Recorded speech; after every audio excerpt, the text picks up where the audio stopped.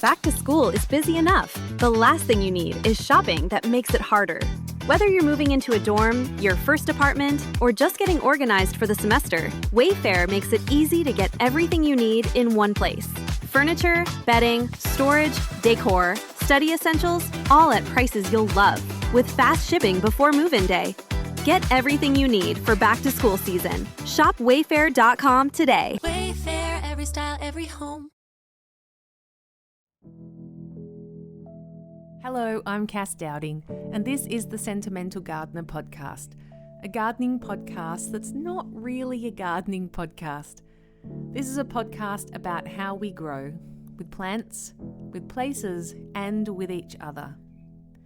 Today's guest is someone whose work has stayed with me, not because of how neat and perfect it is, but because of how alive it makes you feel. Ralph Bristow is an abstract artist and a garden designer whose path into landscape began with studying fine arts and working in historic gardens. He went on to redesign the formal garden at the Blue Mountains Botanic Garden, Mount Tomah, a space now known for its bold planting, shifting seasonal stories, and the way something new seems to become the hero every time you walk through it. Ralph also designs private gardens around the world, but his most personal work is his own garden, the Barwitian Garden in Victoria. It's 2.5 acres of densely planted landscape, developed just over a few years into a place that continues to evolve and draw visitors from across the country.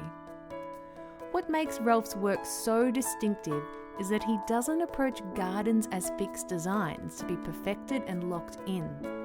He approaches them like an artist, through colour, instinct, and listening. And he often says he doesn't just see gardens, he hears them. And that way of working gives his spaces a very different energy, less about control and more about conversation with the land. This is a story about creativity and the courage it takes to begin making things while you still can. And I'm really excited to share this with you today. A big warm welcome today to my guest, Ralph Bristow. Thank you. Thank you so much. It's wonderful to be taking part in this wonderful podcast. Oh, I'm so thankful that you've done it, because the idea to interview you came from Attila, the horticulturalist. Yes. Because I did a call out to people on social media and said, who should I interview? And Attila is someone who always answers every question box that I put up. Yep. Yeah. And he said, Ralph, you have to interview Ralph because I've never heard him on a podcast before. No, well, you wouldn't have. I generally, pretty hush-hush. So it's lovely that Attila has thought of me in that regard. And hello, Attila. Hello, Attila. If you're listening. Yeah. So true. Yeah. All right, so on the Sentimental Gardener podcast, we always start back at the earliest memories someone has of a garden or a green space. So I'd love it if you could share with us any early memories you have. Well, it would start, and it's funny, I've had an interesting relationship with my father, but my earliest memory of sort of gardening was with my dad. He's an Englishman, came over as a 10-pound pom with my mother, and my dad is a lawn man. And loves his lawn. He loves his plants. He's very much into his plants as well, and veggie gardening. So for me, my earliest memory was having to stand there with my dad, telling me, a bit more water, son, a bit more, watering the lawn by hand with a hose. Oh, wow. And also the other thing was I loved going into the veggie garden where he had a little, like a window pane over his little seed raising setup, and he'd have a wet hessian sack which sat over the seed to keep it moist and germinate. And he'd peel back the hessian sack, and I would see the germinating seeds. Oh, wow. And I was probably, I don't know, I must have been, probably around, 5, 6, 7 years old sort of thing. And just being fascinated, I just thought that was magic to see whatever that was, those beautiful little seeds popping. And also he grew amazing nectarines. We had a great nectarine tree, and I used to just happily sit there and get sick eating them off the tree as a kid, on Dad's green lawn. So, yeah, that's my earliest sort of memory of gardening. But I also have very fond memories of being in the bush. We would go away occasionally on holiday to this farm out in Yarram and stay in this little beautiful little old cottage, and just got to play in the bush all day, and just was completely at ease and loved it. It was just beautiful process of being present in the moment as a kid, not consciously thinking about anything at all, like just being in it, and the marveling at the trees, picking up the bark, looking under what was, under rocks and bark, and the insects, the soil, the smells, all those things, and I still, love doing that. That's amazing. Were your family with you when you were out playing? Like, was it you were all out together, or were you just one of those kids who was out and just off exploring by yourself? By myself. Yeah, okay. Yeah, always. Also, interestingly, I was brought up in Cranbourne. Okay. So the Cranbourne Botanical Gardens, that was my stomping ground as a kid before it was the gardens. It was sand dunes and bush. And I can't remember the name of it, there's a climbing fern. And there was this place, it was my little secret place where I used to go to. And just, it was magical where this climbing fern surrounded this little chasm, this little opening in the bush. And you could just sit in there and nobody could see in. Had very fond memories of spending time by myself there. But it was Cranbourne. It was a dangerous place in those days. So as kids, we used to play there, but other kids on motorbikes used to shoot at us with their air guns. Really? Yeah, which would, it was just how we played in those days. Yeah. But really fond memories of just playing and being in the bush there, and always I think at sort of my happiest in myself in those sort of places. Yeah. Yeah, that's beautiful. So you've gone on and done painting and contemporary painting. What do you call your type of painting that you do? Is it abstract? Yeah, I guess you'd call it abstract expressionist painting. Okay. Yeah. Yeah. It's very much kind of about sort of just streaming your consciousness. And I have the same way as gardening and creating gardens as I paint. It's about, making a mark on a canvas and starting a conversation. And I've always loved my art and painting, and I've always drawn and painted, from when I was very, very young. And I remember seeing de Kooning's art, a very well-known American abstract expressionist painter, when I was probably about 5. Okay. And just it was like reading a book for me, and couldn't put it down. So that was what I was sort of driven to do, for most of my life. And did you do that? You went and studied art at university after school. Is that right? So, I went to Dandenong TAFE and did art and design, and then went on to Chisholm, which is now Monash in Caulfield, and did degree in fine arts. And I was kind of an interesting sort of case, I guess, in my younger years. Had a lot of emotional issues that I worked through, and whilst painting, and then also finding out that it's very hard to make a living as an artist, as a painter, so was always on the lookout for various types of work. And then with my then partner when I was very young, her mother was a gardener. Okay. And she needed someone to work in her garden, to just do weeding and maintenance. And so that's where it sort of, I guess, started in terms of the practice of gardening. And she had a vast plant collection out in a garden in Ascot Vale. And I needed to make some money to support my painting habit.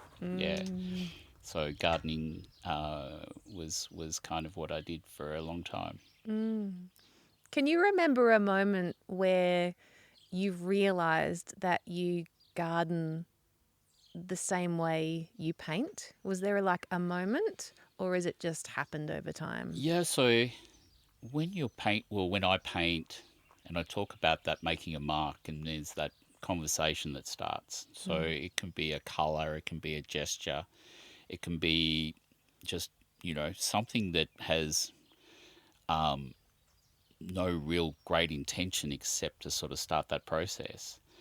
So, and then there's just that intuitive response to color or mood or feelings or stories or what you're experiencing in some shape or form in your life, and how that can come out as a part of the story in your artwork. But it's all those little tiny inflictions, all those tiny little decisions and those little moments which I resonated with plants and gardens. But it's like foliage and textures and light and wind, and so it's the same approach, but it's a different medium. And I found that was just how I intuitively did it. So I always found it really interesting to hear people talk about art, and where there's artists that plan out their work before they start their final piece. For me, it's all figured out and made in that journey on the one piece, and it's you can obliterate the painting several times with parts of it still there and parts that you really focus on and like and love, that you want to sort of explore more and see where that takes you. And it's exactly the same with the garden. Okay. So I've always designed that way as well. I mean, there's a bunch of knowledge that you have to have in both, practices. Like, painting, you need to know how colours mix. So I can look at sort of any colour and know how to make it, Can you? out of paint. There's such an amazing array of colours in paint Sure. and pigments. Yeah.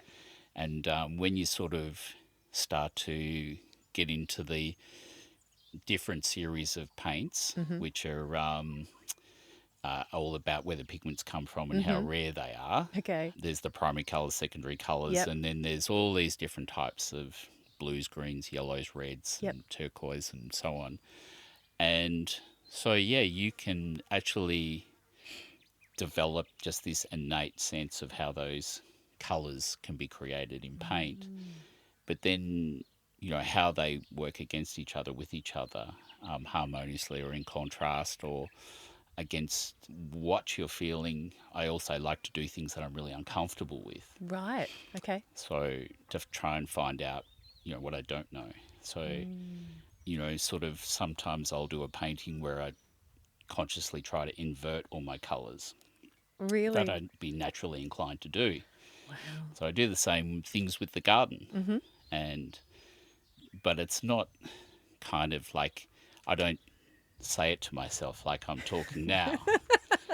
Yeah, I'm not sitting there going, there's, GM tangerine. It's really bothering me, and I must mix it with some really vivid purple irises. It's about actually having a sense of imagination and how that's going to work, and then throwing stuff in there that's, unknown. I'm just thinking, because I know people, or I know the way my brain works, Yeah. and I see it in my head first, Mhm. and then I try and replicate it in real life. Yep. But what I think you're trying to say is you don't start with that picture. Is that right? No, it's so for say my own garden, I'll buy a few hundred plants, and when I'm buying those plants, I'm kind of thinking color, texture, and getting a rough idea of kind of where I potentially want to sort of mix those things. But then it's like, come home with them, lay them out and start banging them in the ground. And in that immediate sense, it's kind of like just jump in and do it. And it's because they're plants, they kind of like make it easy for you. They just can't help but generally look good. And there's the greens, in the foliage, which carries it's continuous throughout a garden. And so, that was sort of how this garden started, was very much about just like getting the plants in the ground with this idea. It was a very different garden. And then that process of obliteration, editing and taking things out and playing with different ideas and kind of like seeing moments in a garden that you go, yes, I need to change that next winter. Take a note and forget all about it, and then do it next spring when it's like, it's too late. So you don't have a spreadsheet where you're recording all the changes? I have this terrible video diary. Oh, really? Yeah, it's like, but I always forget to like put it into the folders. So when I'm trying to find it, it takes me too long to find it, so I just forget about it. But so I'm not very organised. That's okay. It doesn't. That's okay. It doesn't need to be. Yeah. So I very much like that process, which is, I guess you could call it organic, or where spontaneity kind of can rule.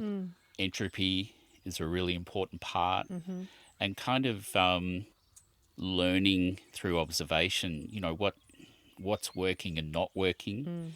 I mentioned to you earlier, here the winter goes very long. We get a lot of waterlogging in areas, and but it can be bone dry in summer. So finding plants that can sort of carry through those extremes and still perform and give, they always give more than what I would ever expect.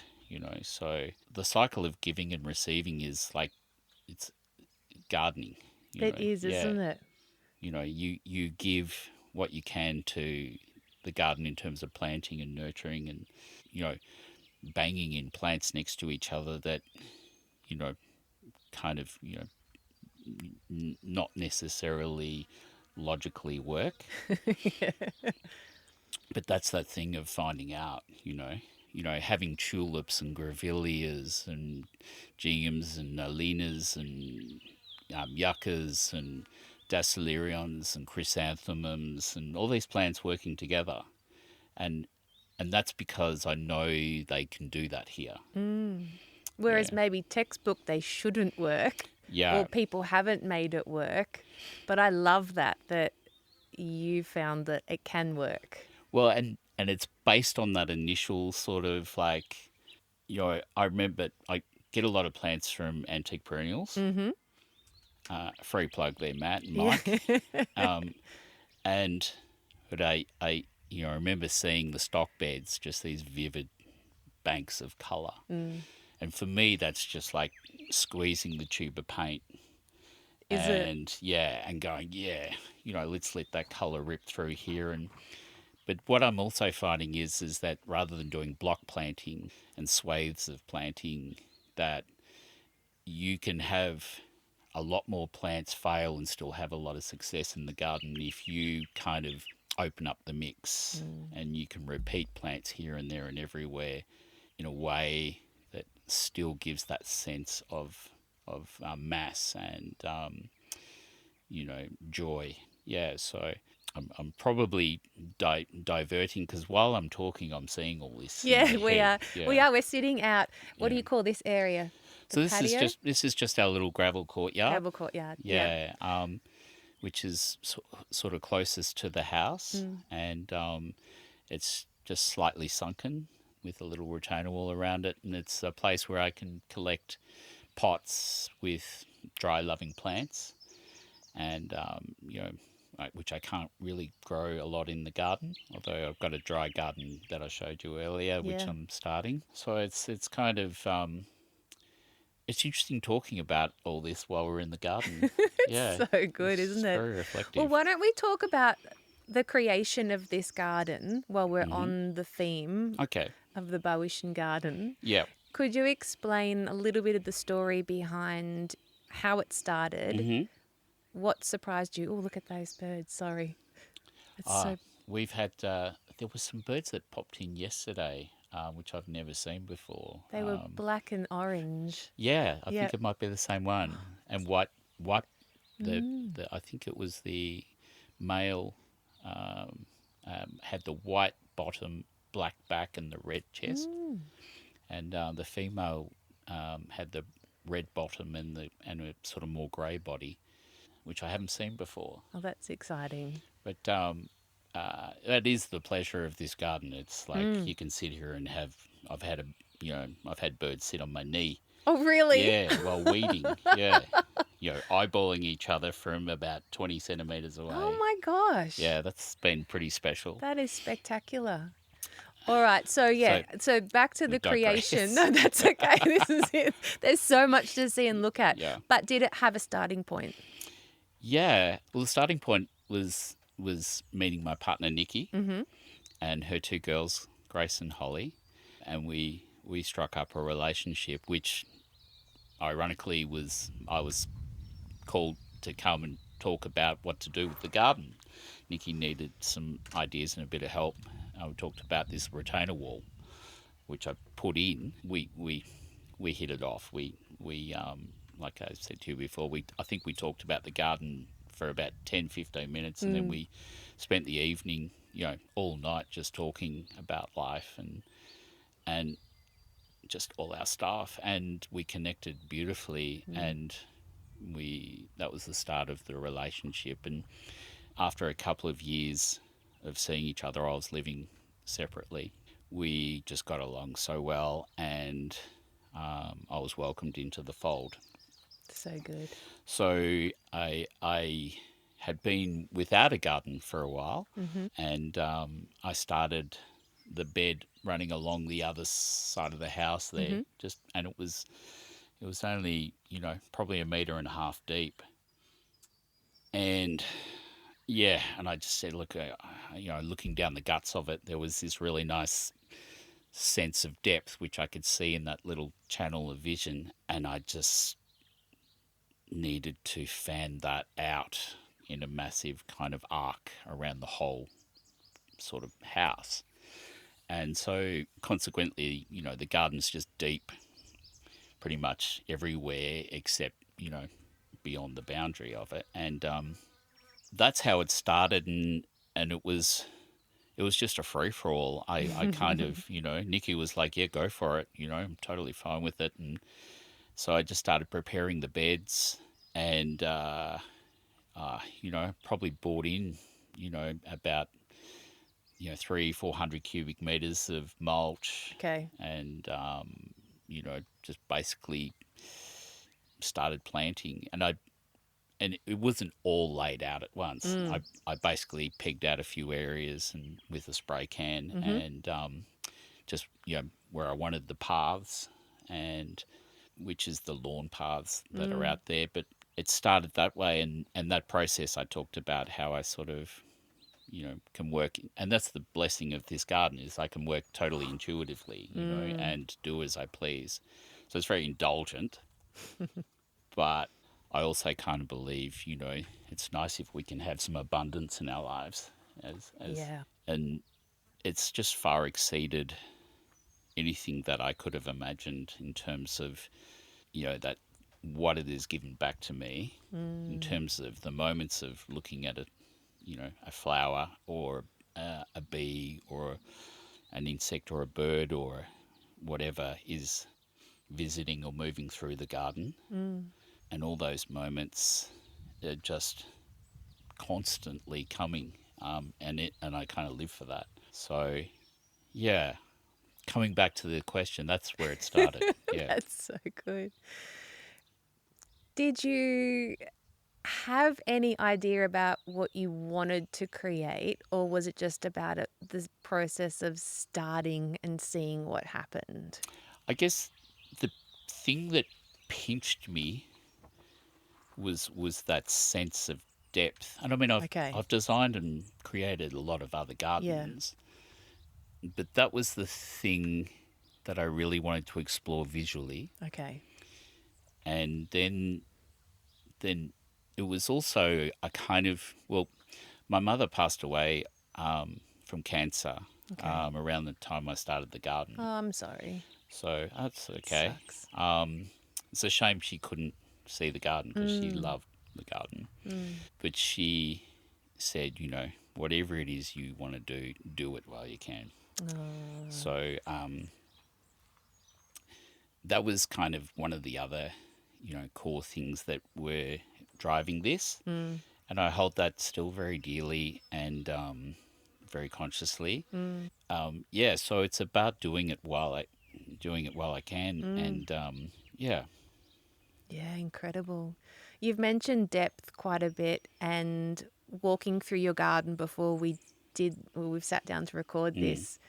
It is so apparent that you've just nailed it. Thank you. So, I'm looking along the house, and I think I described it to you when we were walking, like one of those concertina cards that opens up and someone's, drawn little, it's almost like a stage, and you have the wings at the side and then and the bit of scenery comes out from each wing. Yeah. And it's just spectacular. I don't think I've ever been to a garden and fully appreciated that depth before, because sometimes I'm just putting this together in my head while I sit here. That's why I might have the frown on my face. No, I'm doing the same. But sometimes people have the view as the focal point, don't they? And it's all about getting to the view, but it's almost like what you're creating is your eye gets drawn to the first part, which is the focus, but then just beyond that, there's another view, and then there's another view. So it's really important what you brought up has reminded me that depth that I talk about, it's not just one point. It's so as you're constantly moving through the space, you can be drawn to what's up close, and you can look up at any point and kind of appreciate that depth. So there'll be parts of the garden where your view's quite obscured or blocked off, but that's in order to move you to another spot, which is that's an old sort of design principle. And it's not just about the garden view; it's about the hills in the distance, the sky, and the backdrop we've got behind us. Yeah, tell me more about the backdrop. So that's the Broken River, and it kind of is a broken river. Most of it actually runs underground, but it does run fast and full when we get a lot of rain.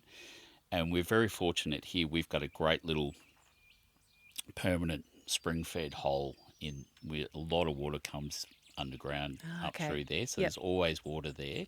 Summertime, that river dries up to almost a puddle. We have platypus that lives there. And we have the native water rats that also live there as well. They're fascinating to watch. And all the bird life that comes through. I mean, rivers are kind of absolute amazing sort of source of life. So we're very, very fortunate to have that energy and that thing that's called a river. And there's a seasonal waterfall that comes out into that. So, and it can roar and it can trickle, and that sound of the waterfall, which isn't there, it's not running at the moment. But when it's just ambling away, you open one of the doors to the house and immediately that sound comes in. And so it's a beautiful backdrop sound-wise, environmentally, animals, insects, dragonflies galore. We get a few trout, some blackfish, there's yabbies. I've tried to sort of do a bit of snorkeling in there, but it's lean pickings. So you're not going spearfishing in there?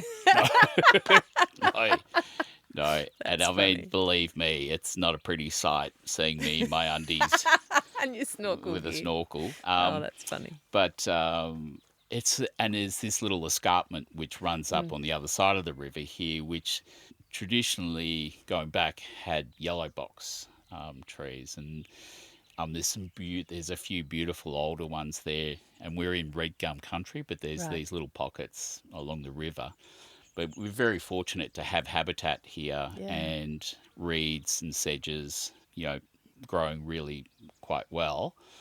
And the part that plays in the river is really important. But further on, it's grazed right up to the water's edge. And so that's what I say, we're fortunate. We have this lovely bit of habitat behind us, and the birds are constantly, now we have some more trees, the canopies are slowly starting to join up more, and the little birds are coming backwards and forwards.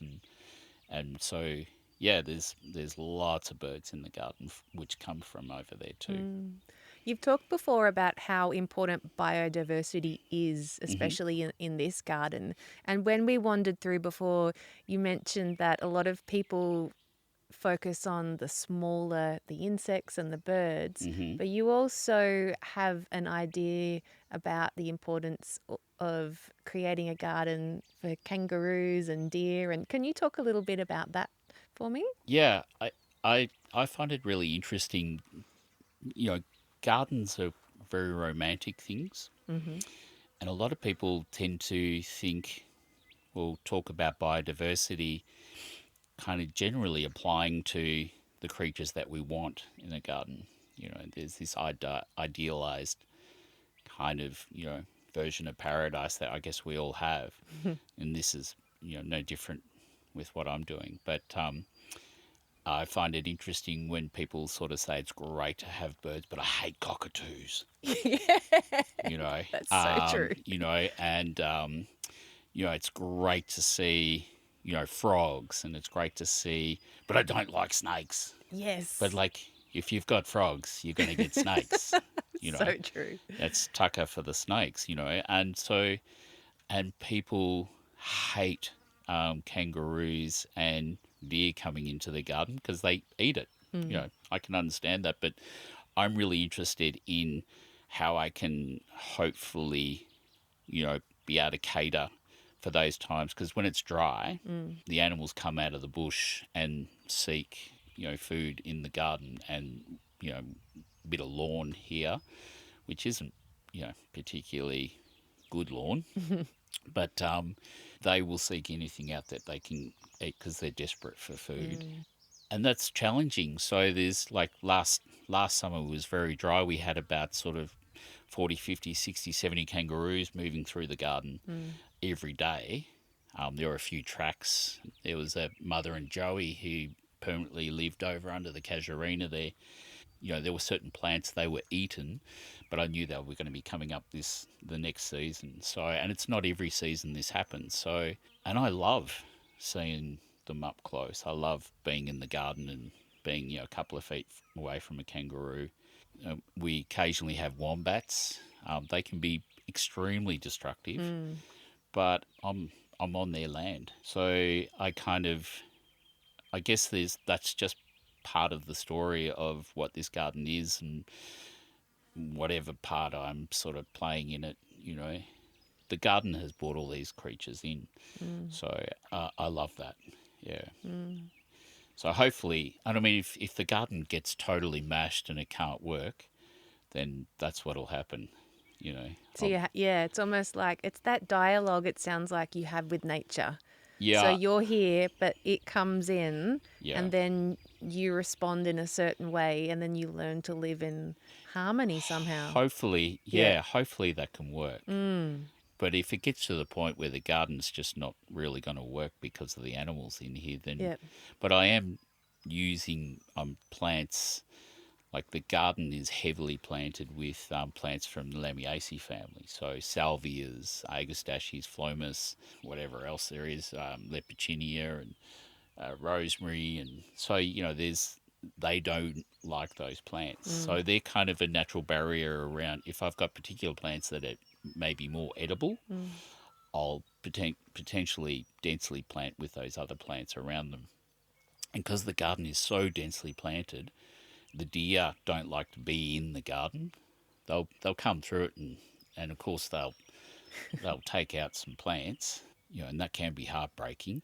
But yeah, I mean, if the deer are coming in, there'll be certain plants where I'll, stack a bunch of whatever around it to give it some protection for that little while.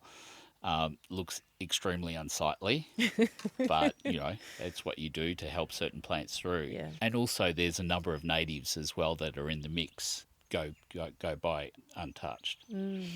So you use natives and perennials and succulents and all the things. Is that right? You're not like married to a particular, type of... That's the hardest thing Yeah, is that I want to have a lot of different types of gardens. So I'm trying to sort of bring all these things into a wild garden. Okay.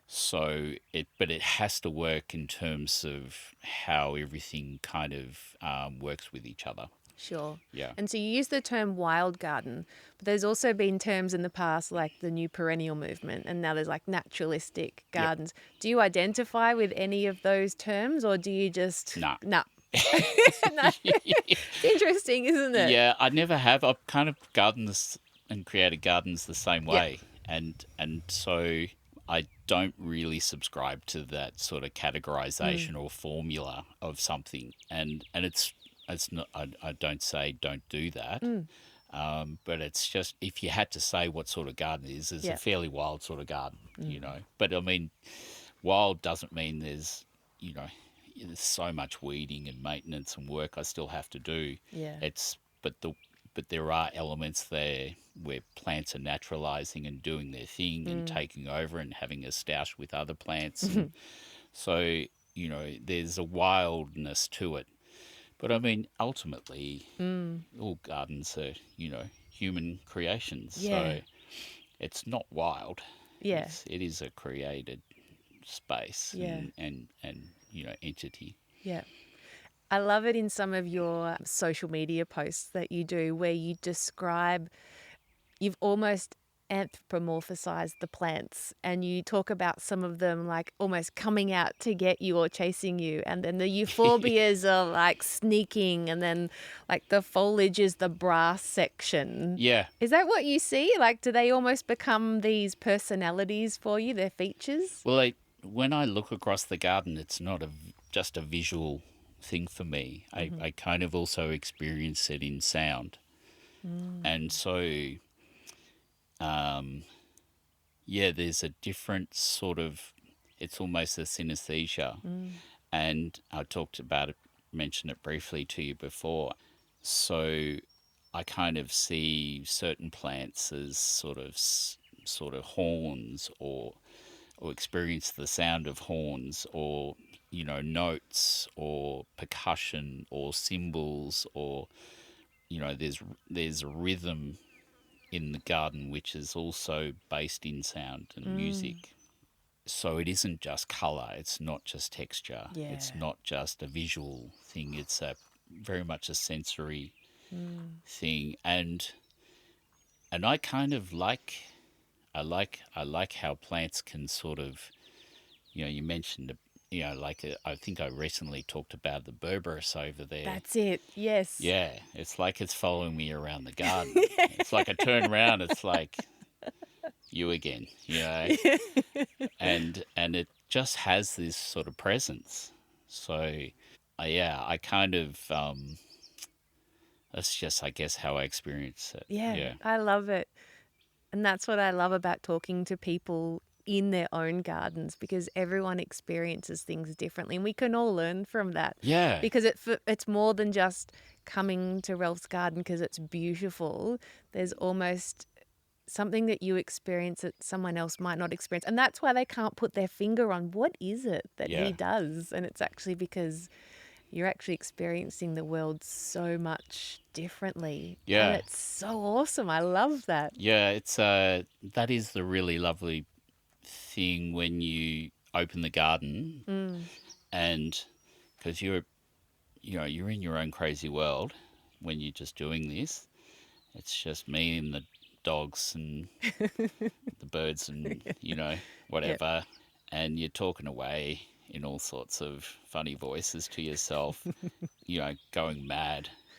I go particularly mad when I've had to clear all this 2.5, 3 acres of garden beds of onion weed by hand. Oh, It's still there, but it's moments of insanity. but sharing the garden is is wonderful because I like to hear other people's experience. I really deliberately, when you come in, there's those stepping stones. Mm-hmm.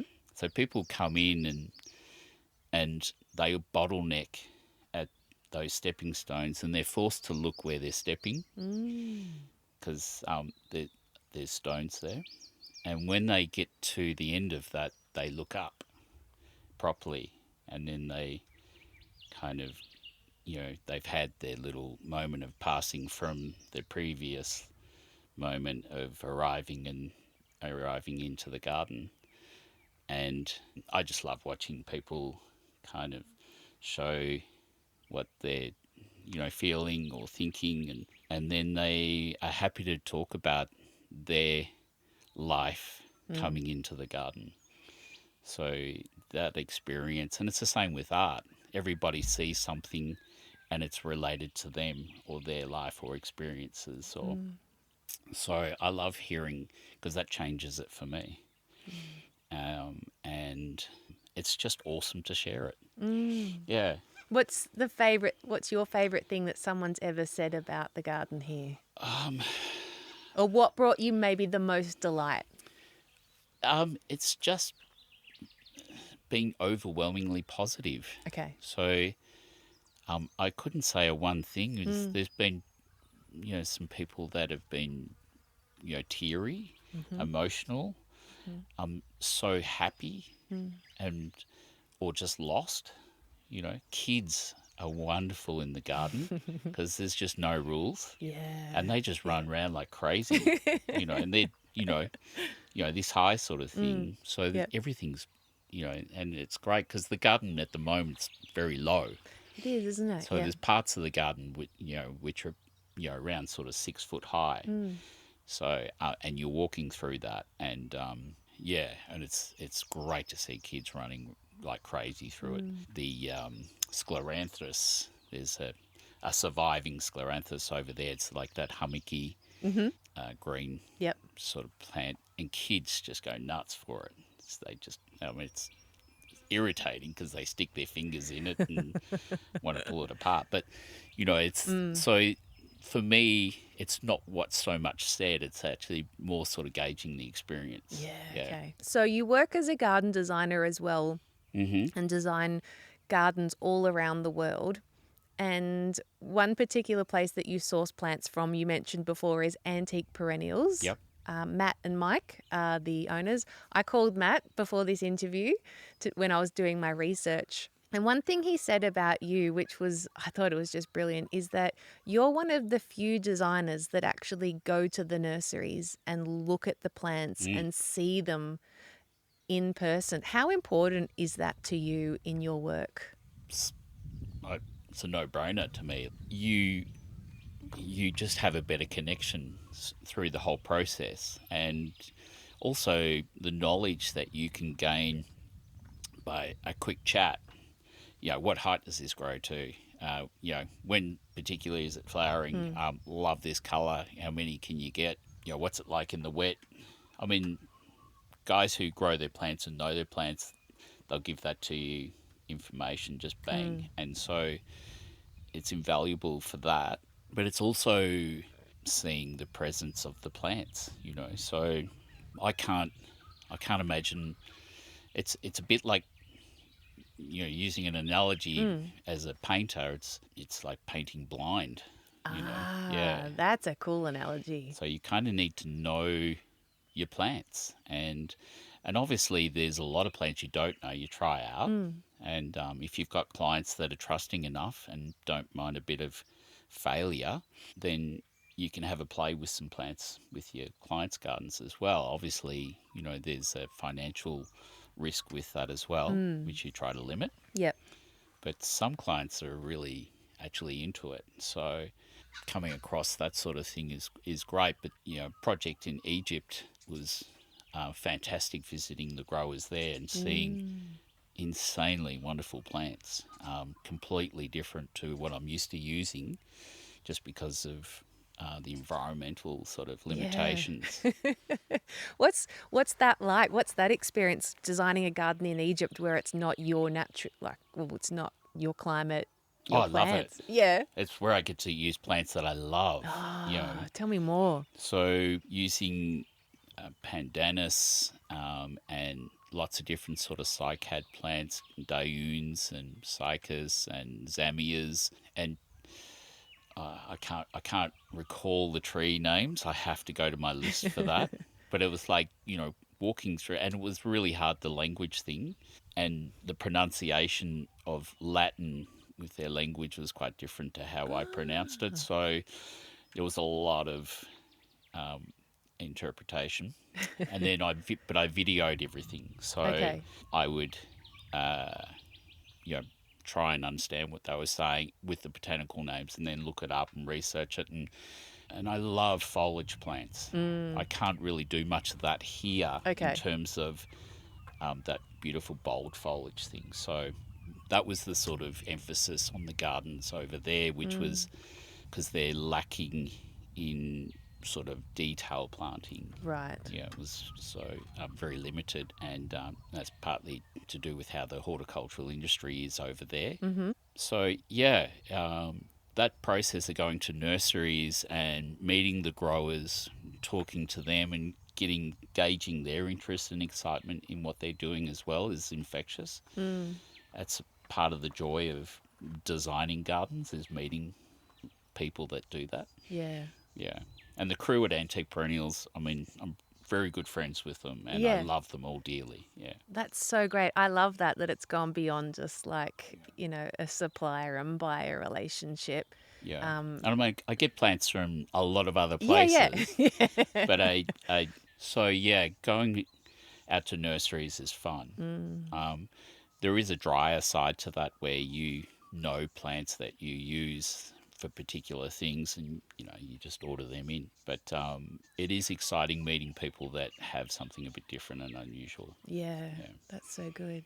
Well, it wouldn't be the Sentimental Gardener podcast without talking about sentimental plants. So, would you be able to share your first, because we'll do three, your first sentimental plant and why?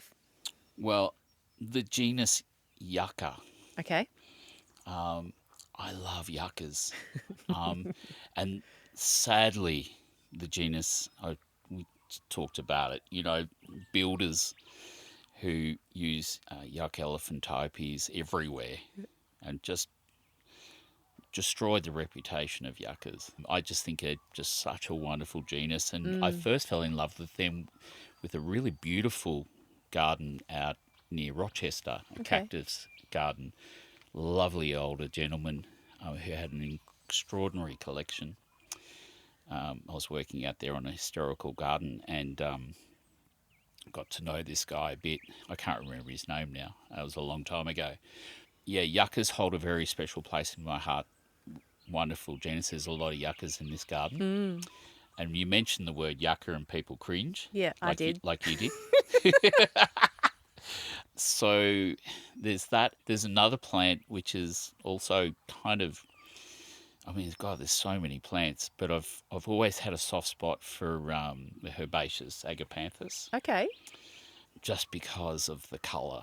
Yeah. It's like insanely beautiful, electric and deep, inky, dark blues and electric blues. So, and a third plant that I'd have to put into that,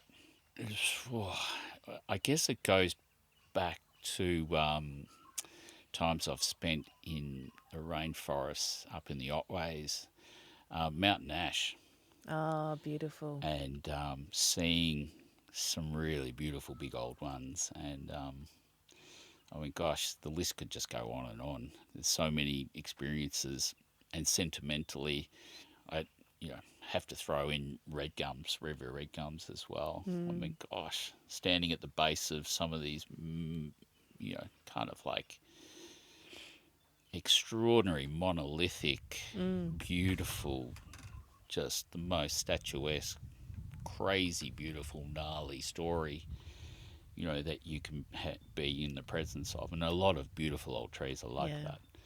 But, sort of on the dry river banks through the Flinders Ranges, trees that were just meters wide, and they kind of moved me to tears. Yeah.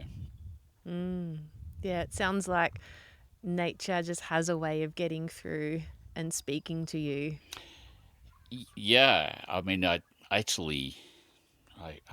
always torn and in conflict. When I go out into the bush, it's perfection, and I actually just feel like giving up. Oh, do you? Yeah, I feel like just wiping out the garden and just having a crack at bringing in the bush. I mean, the vacant bit of paddock out there Yeah. that was just very slowly started some ideas with some planting Eucalyptus sadaroxylon, the ironbarks. Yep. They have those lovely dark black, Yep. rusty trunks, and then ideas with xanthorrhoeas, sort of throughout. And then I'm thinking I'd love to do a bush tucker garden and love to do fire management control. And so, because there's the bush and how you can live and work with that and play with that. But it's just perfect out there in the bush. And going deep out into the mountains, you feel spectacularly small. Yes. Yeah. Very It's so true. insignificant. Yeah. A garden's really different to that. It is, isn't it? Yeah. There's just that thing of knowing that this has been going on for so long, and it happens all the time, every day and night. And it's all linked up, and it has its reasons for doing and being there, based on what this planet is, and it's extraordinary, that natural environment. Yeah. So, I mean, I guess I'm not trying to mimic nature in a garden, but it definitely is kind of part of that sort of story. Yeah. Part of what goes in. Yeah. I think. Part of it's just exploring it and trying to see, what it all means, isn't it? Anyway, as well. Yeah, I mean, you can definitely take inspiration from the bush and kind of apply it in lots of different ways. Just sort of seeing, repeated plants in a space, and there's all those kind of, I mean, I just see that and kind of take it in. I always find it weird when I hear people talk about it, because I sort of don't think that way. Yeah, so talking about it is quite odd for me. In terms of, I guess I'm here talking about my process and what I'm doing and all that sort of stuff. So it is on a really deeper level. It's so important. I kind of really like to connect, and when I've been out through Central Australia and meeting with Indigenous people and communities, and having the privilege to get some insight of that connection between the people and the landscape and the cycles, and how that's experienced and lived in, that blew my mind, because I was brought up in Cranbourne, which was not into that sort of side of things at all. So yeah, I've also found out, my partner Nikki, she got in touch with an archaeologist who we know. We asked him to walk the river with us, and he was showing us all these places where people have lived for thousands of years, where long grooves in these rocks were from sharpening of spears for thousands of years, and places where there's all this evidence everywhere. This particular gentleman, Chico, he was like a kid, walking around in this wonderful. He could see all this stuff because he works with Indigenous people, and documenting land and sites, and so that is a really interesting layer that is here. And so there's so many different ways of connecting and exploring gardens and landscape. That's what I love about it. It never stops expanding. And does that flow into your design work for your clients? Do you hope they find a connection with space and land? I always hope I can improve on their life, so through a garden. And if they're into those things on a deeper level, that's great. I love to sort of tap into that and work with that. you want to bring something into your client's life that they're not expecting. And it's been great to get feedback from clients where they're sending me pictures of their little moments. Yeah. And that's a beautiful thing. So, of insects and birds and light, and, they just love getting into their garden. And that's awesome. And you have to meet a brief. So there's people that want certain things out of a garden that I might not agree with. Yeah. And I might, argue my point. So, but that's just so, we can explore those ideas. And I really enjoy sort of open, honest dialogue with my clients if it's if that's all good. So, yeah, bringing all those sort of aspects in, and I might not tell my clients that's what I'm doing, because you can still do all that and maybe they'll sort of, kind of quietly find that. Yeah. Yeah. Oh, that's so brilliant. I love that. Well, we've covered so much today. Yeah. And thank you so much for sharing all about your process, because I understand it can be hard sometimes just to explain something when it comes so intuitively. So it's been fascinating listening to that. Thank you. Yeah. I'm going to end with 5 quick fire questions. All Are right. you ready? Okay. Shoot 'em, Rex. Okay. First one. A documentary team comes to the Barwitian Garden and captures some lovely slow-mo panos of your garden. Now, what music do you tell them to put behind the visuals? Oh, okay. Well, I've mentioned before, I'll go with that. A bit of Tenderlonius. Okay. Yeah, he's a fantastic musician, flute player, saxophonist, jazz fusion, and he's got some mad stuff which would go great. Okay. Yeah. All right. I might have a go later at doing some slow panos. Yeah, and then- for sure. Yeah, I thought you were going to ask me to do some slow-mo as well. Yeah. All right. Second one. Okay. Antique Perennials wants to create, hypothetically, the Ralph Bristow collection. Okay. What 5 plants would you put in that collection that people can go buy and take home and try and create something in their garden? All right. 5 plants. There's a great little plant, Tennessee Harajani, I think it is. Okay. The species name, I'll probably got it wrong. Great little silver foliage plant. I would say, and tough as nails in the dry. There's Niphofias. They've got a great collection of those going, and ranging from dwarf to some more spectacular, larger ones.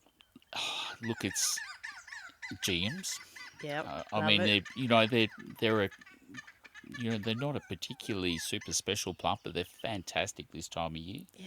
So seasonally awesome in spring. Gosh, those guys have such a great list of plants. I definitely have to go with Agapanthus. Okay. There's one called Bressingham Blue and another one called Tor Valley. Okay. And there's another one, I think it's called Black Magic, which they generally, well, they haven't had it for a while, but is it Black Magic? Oh, geez, I'm terrible on names. But yeah, as I mentioned before, great genus of plants. Yep. That's 3. Oh, Is it? I lost count. 3 or 4? Tennessee. I've been enjoying Santalinas a lot lately. And I'm looking around the garden. What's in the garden? And Phlomis. Oh, Yeah, love they the Phlomis. grow a fantastic range of Phlomis.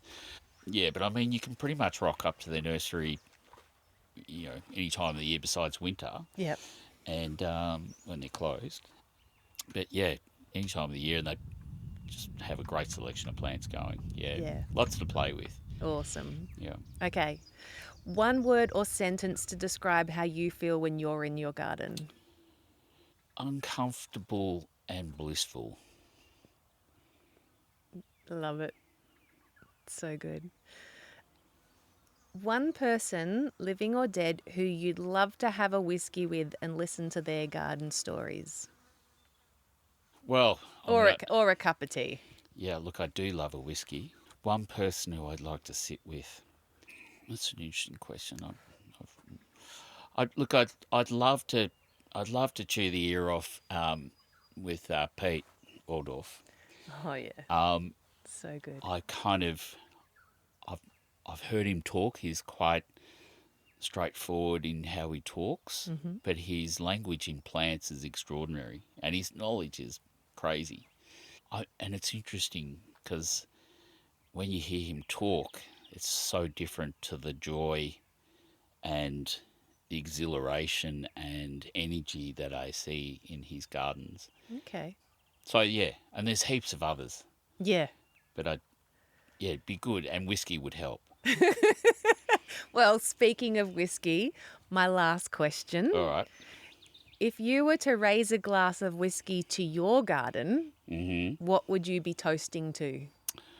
Oh, just life. You know, it's like the garden says life so wonderfully, eloquently, and vividly, in all its forms. You know, it's that's the sentiment I think I'd be toasting. To life. Yes, it's pretty straightforward. It's brilliant. It's beautiful. It's poetic. Yeah. Look, there's so much deeper stuff in there, but you know, that's a good one. Yeah. Life.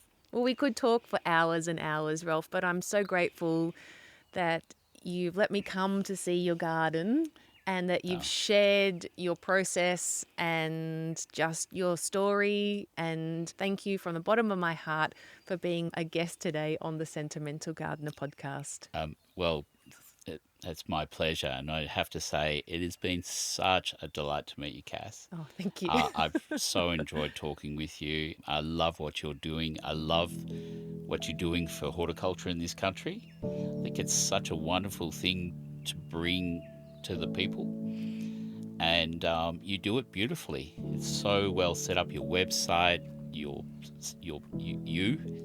a wonderful person. Thank you. And you bring so much of that into this as well. So thank you for having me. It's been an absolute pleasure. Awesome. Cheers. Cheers to life. I've been thinking about something Ralph said about how he deliberately makes himself feel uncomfortable. In painting, he'll invert the colours, choosing to go against his instinct just to discover something he doesn't know yet. He'll start without a plan, no finished picture in mind, and start with just a mark, a colour, a feeling, and then he listens. He told us that it's the same in the garden, and that he doesn't just respond to what looks right, but to what the space sounds like. Because for Ralph, someone who experiences synaesthesia, a garden doesn't only appear, it moves to music. Like jazz fusion, inversions and improvisation, tension bending into release. Musicians call that dissonance, those unsettled moments that somehow move us the most emotionally. Ralph gardens in that same spirit. He lets the colours contrast and invert, and he welcomes entropy, the constant falling apart and coming together of things, as part of the work. And walking through his garden, I felt what that creates. Not a place of certainty, but a breathing space, an openness, a feeling of aliveness, held between intensity and rest. And that's when something for me became clear, that it's not the gardens that are emotional. We are. We bring our emotions to the garden. But what the gardens can do is offer the safety that lets those emotions move through us again. And when I think about what started Ralph's garden, I come back to his mum's words. Do it while you can. Not as urgency, but as a permission. Permission to begin without certainty, to step into the tension and to trust that harmony will arrive through the doing. Not waiting for everything to be resolved, beginning while things are still unfinished, because that's how life unfolds. And maybe that's the real invitation here, to step forward while the song is still being written. If you enjoyed the conversation today, I would love it if you could share it. You can leave also a review on Apple or Spotify podcasts, and it really helps other people find these stories. This episode today was brought to you by paid Substack subscribers to The Sentimental Gardener. I also want to extend a huge thank you to Hayden Schuler from Barwitian Gardening for our theme music, and my number one cheerleader, Tom Dowding, for audio support. This episode was recorded in the Barwitian Garden on the lands of the Tanarong people. I pay my respect to elders, past, present and emerging, and I honour their ongoing care of this country. This is the Sentimental Gardener podcast with me, Cass Dowding.